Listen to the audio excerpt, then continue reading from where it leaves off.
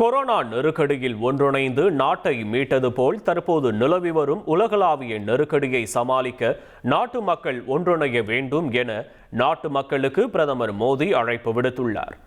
டெல்லியில் நடந்த NXT மாநாட்டில் பேசிய பிரதமர் மோடி, ஈரான் போரால் ஏற்பட்டுள்ள உலகளாவிய எரிசக்தி நெருக்கடியின் தாக்கத்தால் பாதிக்கப்படாத நாடே இல்லை என தெரிவித்தார்.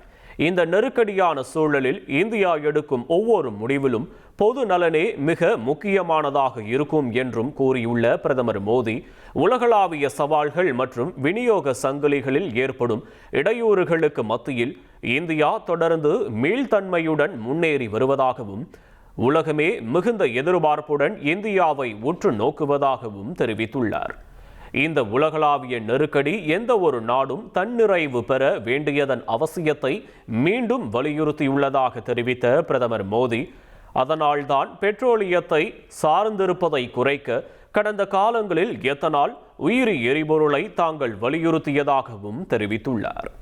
இதனால் இன்று இந்தியாவிடம் 50 லட்சம் டன்களுக்கு மேல் மூலோபாய பெட்ரோலிய இருப்பு இருப்பதாக குறிப்பிட்ட பிரதமர், இந்தியாவின் விரைவான வளர்ச்சிக்கு பல்வேறு எரிசக்தி ஆதாரங்களை ஊக்குவிப்பது அவசியமாக உள்ளது என்று மீண்டும் வலியுறுத்தினார்.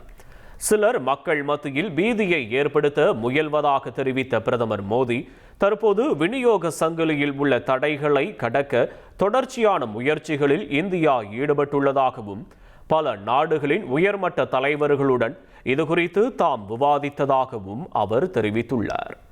உங்கள் தந்திவன் தொலைக்காட்சியில் காதலும் கலகலப்பும் நிறைந்த ஒரு புத்தம் புதிய ஃபேண்டசி தொடர் ராஜா ராணி தினமும் இரவு 8 மணிக்கு.